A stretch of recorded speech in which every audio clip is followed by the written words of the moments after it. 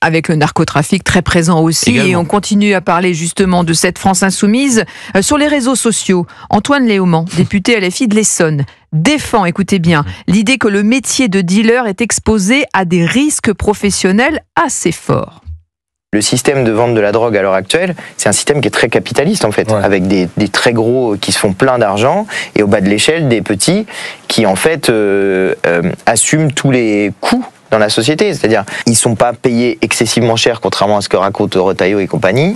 Et puis les risques professionnels, c'est la mort en fait, c'est de se faire tuer, c'est de se faire torturer, voilà, d'être menacé, d'être arrêté par la police. Enfin, c'est des risques professionnels assez forts. Voilà, donc c'était un entretien diffusé sur la chaîne Twitch par un influenceur. Il dit ce n'est pas le métier de rêve, quand même, en parlant des dealers de drogue, tout en déplorant les risques professionnels. On en est là, ils osent tout en fait. Les trafiquants deviennent les nouveaux martyrs de Monsieur Léaumont. Peut-être que sa prochaine proposition dans les prochaines semaines, on suivra avec attention, ce sera de leur demander qu'ils prennent pour la retraite, qu'ils cotisent pour la retraite, ce sera de demander des tickets restaurants peut-être pour les dealers. C'est assez dingue cette tentation à la France insoumise de toujours défendre ceux qui sont coupables. D'autant que son argumentaire est quand même assez sidérant. À l'Assemblée nationale, lors de l'examen du texte justement narcotrafic, ce député a assuré que la production de cannabis était similaire à l'agriculture, prenant l'exemple de paysans produisant le CBD. Quand même. Bien sûr. Non, mais c'est un vrai système capitaliste, le rôle leader, et surtout, si le sujet n'était pas grave, ça me ferait sourire. Il y a des personnes qui meurent quasiment tous les jours du trafic de drogue. Souvenez-vous de ce chauffeur VTC à Marseille qui avait été tué par un gamin de 14 ans. Monsieur Léaumont qui nous dit que le trafic de drogue ne fait pas gagner, on lui a donné des dizaines de milliers d'euros à cet enfant pour tuer quelqu'un. Voilà, ça c'est la réalité de Marseille, c'est la réalité du trafic de drogue. Le trafic de drogue, juste quelques chiffres, c'est 79% des communes qui sont touchées. Donc vous prenez la grande ville à la petite, il y a quasiment aucune commune qui résiste aujourd'hui au trafic de drogue.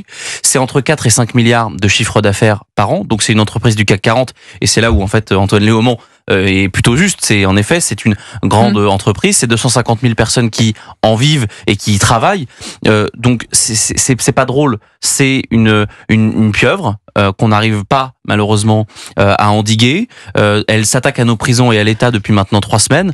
Donc moi qu'un député fasse ce genre de proposition, ça me heurte, ça me choque.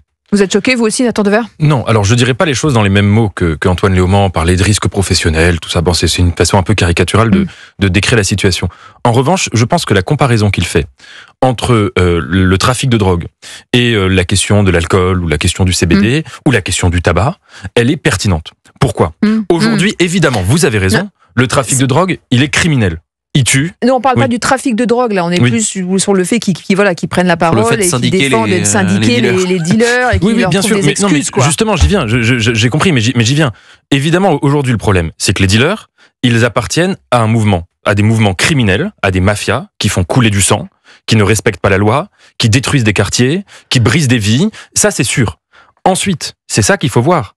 La politique française, par rapport aux trafiquants, consistant à leur interdire de vendre un produit qui est nocif, et c'est là que la comparaison avec l'alcool ou le tabac est intéressante. Oui, sauf qu'il dit d'être dealer, c'est pas une volonté personnelle. En gros, ils sont dealers par défaut parce qu'ils n'ont pas d'autre solution. Mais le fait est que on sait comment ça marche. Les gens qui rejoignent des trafics de drogue à l'âge de 14 ou 15 ans, souvent ils ont le même profil.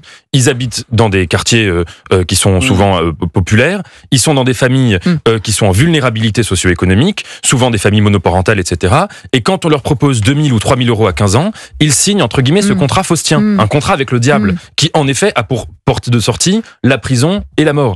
Donc c'est une catastrophe. Souvent, la prison et la mort. Et donc, c'est pourquoi je pense que la politique, aujourd'hui, relative à la drogue, c'est-à-dire une politique de prohibition, d'interdiction totale, d'acheter des produits qui nous mettent en danger. D'abord, elle est en contradiction avec la politique qu'on a sur l'alcool ou le tabac, et je pense qu'elle est contre-productive. Oui. Pas tout à fait le même danger, quand même. Ouais.